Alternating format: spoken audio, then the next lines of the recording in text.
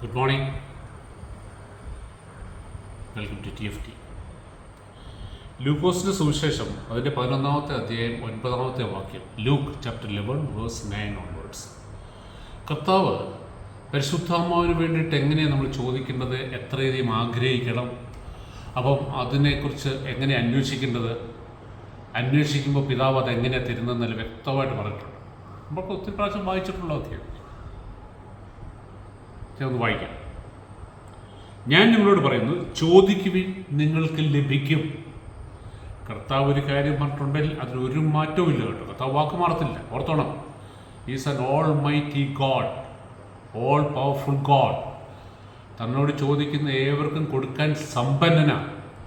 ആ കർത്താവ് പറയാം, ചോദിക്കുവിൻ നിങ്ങൾക്ക് ലഭിക്കും. എന്താണെന്നുള്ള അവസാനം പിടി കിട്ടും. എന്താ ഇപ്പം ചോദിക്കാൻ ലഭിക്കുമെന്ന് പറഞ്ഞാൽ ഉടനെ നമ്മൾ ചോദിക്കുന്നത് എന്താ? നമ്മളുടനെ ചോദിക്കുന്നത് ഒരു 2-3 കാറുകൂടെ വേണം, ഈ വീട് പോരാ, ഒരു 15 ബെഡ്റൂമുള്ള ഒരു വീട് കൊണ്ടുവരുന്ന നല്ലത്. ചോദിക്കാൻ പറയില്ല. ചോദിക്കുന്നതിന് ഒരു 10-100 ഏക്കറോടെ ഉണ്ടെങ്കിലോ ഒരു കുഴപ്പമില്ല. ചോദിക്കുകയും നിങ്ങൾക്ക് ലഭിക്കുകയും, അന്വേഷിക്കുകയും നിങ്ങൾ കണ്ടെത്തും. എന്തോ അന്വേഷിക്കുന്നത്? ദൈവത്തിൻ്റെ രാജ്യവും നീതിയും.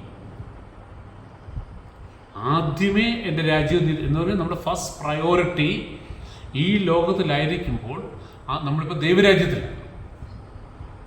നമ്മൾ നേരത്തെ ലോകരാജ്യത്തിലായിരുന്നു. കർത്താവിനെ അറിയുന്നതിന് മുമ്പ് വീണ്ടും ജനം നടക്കുന്നുണ്ട്. നമ്മൾ ലോകരാജ്യത്തിലായിരുന്നു.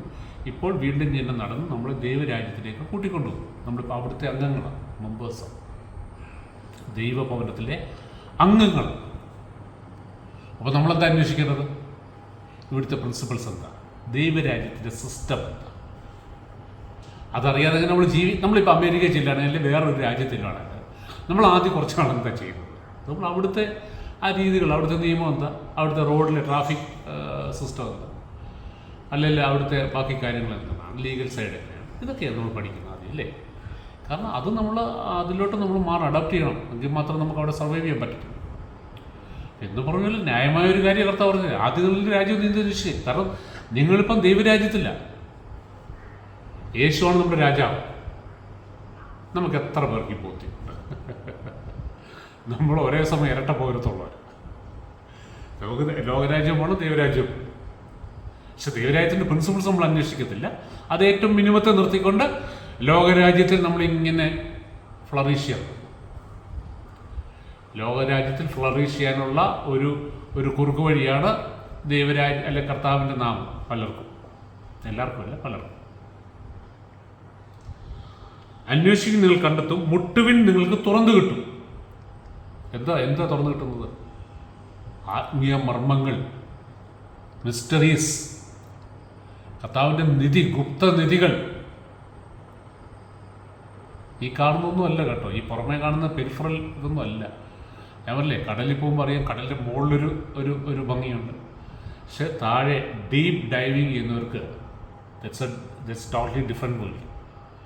പേൾസും ഭയങ്കര നമ്മൾ കണ്ടിട്ടില്ലാത്ത തരം മീനുകളും ഒത്തിരി ഒത്തിരി മനോഹരമായ കാഴ്ചകളാണ് ആ ഡീപ്പ് ഡൈവിങ് ചെയ്യുന്നവർക്ക്. എന്ന് പറഞ്ഞ പോലെ ദൈവരാജ്യത്തിൽ അന്വേഷിക്കുന്നവർ, കർത്താവിൻ്റെ ആ മഹത്വം അന്വേഷിക്കുന്നവർക്ക് കർത്താവ് വെളിപാടുകൾ കൊടുക്കും. മുട്ടുന്നവന് തുറന്നു കിട്ടുകയും ചെയ്യുന്നു. എന്നിട്ട് 11 പറയുന്നത്, നിങ്ങളിൽ ഏതൊരു പിതാവാണ് മകൻ മീൻ ചോദിച്ചാൽ പകരം പാമ്പിനെ കൊടുക്കുക? നോക്കിയേ, കർത്താവ് സങ്കടപ്പെട്ട് ചോദിക്കുക. നിങ്ങളൊക്കെ അപ്പന്മാർ, നിങ്ങളുടെ മക്കൾ, അവനിപ്പം ഒരു മീൻ ചോദിക്കാൻ കൊതി തോന്നിയിട്ട് അവന് കഴിക്കണം, അപ്പോൾ എനിക്ക് മീൻ മേടിച്ചാലാന്ന് ചോദിച്ചു കഴിഞ്ഞാൽ പോയിട്ട് പാമ്പിനെ മേടിച്ച് ഇവനറിയാതെ കട്ട് ചെയ്ത് പീസായി കൊടുക്കുമായിരിക്കും. അങ്ങനെയുള്ള അപ്പനെ നമ്മളെന്തോ വിളിക്കുന്നത്? മനസാക്ഷിയില്ലാത്തത്. മുട്ട ചോദിച്ചാൽ പകരം തേളിനെ കൊടുക്കുമോ? മുട്ട ചോദിച്ചാൽ പകരം എന്തെങ്കിലും ഒരു കമ്പാരിസൺ ഉണ്ടോ? തേളിനെ കൊടുക്കുമോ? മക്കൾക്ക് നല്ല ദാനങ്ങൾ നൽകാൻ ദുഷ്ടരായ നിങ്ങൾക്കറിയാമെങ്കിൽ, അവിടെ ഒരു പ്രത്യേക ആറ്റിറ്റ്യൂഡ് ഉണ്ട്, ഒരു സംബോധനയുണ്ട്. നിങ്ങൾ എത്ര ദുഷ്ടരെന്ന് പറയുമ്പോൾ നമ്മളാരും പെർഫെക്റ്റ് അല്ല. ഈ ലോകത്തിലെ മനുഷ്യന് നമുക്കതിന് കുറവുകളുണ്ട്, വീഴ്ചകളുണ്ട്, എല്ലാം ഉണ്ട്. പക്ഷെ എന്നാലും മക്കളുടെ കാര്യം വരുമ്പോഴോ നമ്മൾ ഭയങ്കര പെർഫെക്റ്റ്. ഇല്ലേ? മക്കൾക്ക് നല്ലത് കൊടുക്കണം. എത്ര മോശം അപ്പന്മാരാണെങ്കിലും അല്ല എത്ര ഇതാണെങ്കിലും മക്കൾക്ക് എപ്പോഴും ഏറ്റവും ബെസ്റ്റ് കൊടുക്കാൻ അവർ ശ്രമിക്കുന്നു. അപ്പോൾ മക്കൾക്ക് നല്ല ദാനങ്ങൾ കൊടുക്കാൻ ദുഷ്ടരായ നിങ്ങൾക്കറിയാമെങ്കിൽ സ്വർഗസ്നായ പിതാവ് തന്നോട് ചോദിക്കുന്നവർക്ക് എത്ര അധികമായി പരിശുദ്ധാത്മാവിനെ നൽകുകയില്ല. പലരും ഈ വചനം വായിക്കുമ്പോൾ ഈ പരിശുദ്ധാത്മാവുള്ളൊന്നും ഒഴിവാക്കും കേട്ടോ. സ്വർഗസ്നായ പിതാവ് തന്നോട് ചോദിക്കുന്നവർക്ക് എത്ര അധികമായി നൽകുകയില്ല. അപ്പം ഈ നൽകിയില്ല എന്ന ആ കാറ്റഗറിയിൽ, ആ ലിസ്റ്റിൽ ഈ ലോകത്തിലെ അനുഗ്രഹങ്ങളാണ് നമ്മൾ കയറ്റി വെക്കുന്നത്. പരിശുദ്ധാത്മാവ് എന്നുള്ള മാറ്റും. ദോഷികളാണ് നിങ്ങൾക്കറിയാമെങ്കിൽ സ്വർഗസ്നായ പിതാവ് തന്നോട് ചോദിച്ചവർക്ക് എത്ര അധികമായിട്ട് നൽകത്തില്ല. എന്താ നൽകുന്നത്? കാറ്, വീട്, ജോലി, ബൈക്ക്, വിദ്യാഭ്യാസം, ഇതെല്ലാം. പക്ഷെ ഇവിടെ വചനം വ്യക്തമായിട്ട് പറയാം, തന്നോട് ചോദിക്കുന്നത് എത്ര അധികമായിട്ട്. കാരണം പിതാവായ ദൈവത്തെ സംബന്ധിച്ചോളം ഏറ്റവും നല്ല പെർഫെക്റ്റ് ആയിട്ടുള്ള പിതാവ് ദൈവ സ്നേഹം.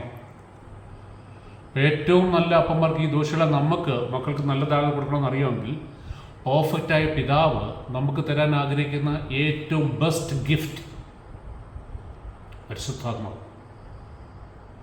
കാരണം പരിശുദ്ധാത്മാവിൻ്റെ ശക്തി, പരിശുദ്ധാത്മാവിൻ്റെ അഭിഷേകം ഉണ്ടെങ്കിൽ നമുക്ക് യേശുക്രിസ്തുവിനെ പോലെയാണ്.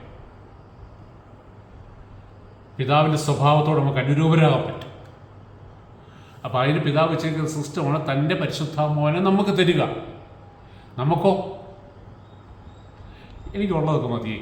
വളരെ ഞങ്ങൾ ഇതൊക്കെ കർത്താവെ അങ്ങനെ എനിക്ക് നല്ല വീട് തന്നു, വണ്ടി തന്നു, വാഹനം തന്നു, മക്കളെ തന്നു, നല്ല ജോലി തന്നു, അത്യാവശ്യം 10-500 ഏക്കർ സ്ഥലമുണ്ട്, അല്ലെങ്കിൽ 10-100 അല്ലെങ്കിൽ 10-50 സെൻറ്റ് സ്ഥലമുണ്ട്, അതൊക്കെ മതി. എനിക്ക് വലിയ അത്യാഗ്രഹമൊന്നുമില്ല. അതുകൊണ്ട് ചോദിക്കത്തില്ല. എന്തുകൊണ്ടാണ്? എനിക്കിത് കണ്ടല്ലോ, പിന്നെ ഇനി എന്തിനാ പരിശുദ്ധാത്മാവിനെ കൂടെ ചോദിക്കുന്നത്? നമ്മളിപ്പോഴും ഈ വേൾഡിൽ നിൽക്കുക, ഈ ലോകത്തിൻ്റെ കാഴ്ചപ്പാടിൽ കാണുന്നത്, ദൈവരാജ്യത്തിൻ്റെ കാഴ്ചപ്പാടോട് വന്നിട്ടില്ല. കഥാവ് സഹായിക്കട്ടെ. God bless you.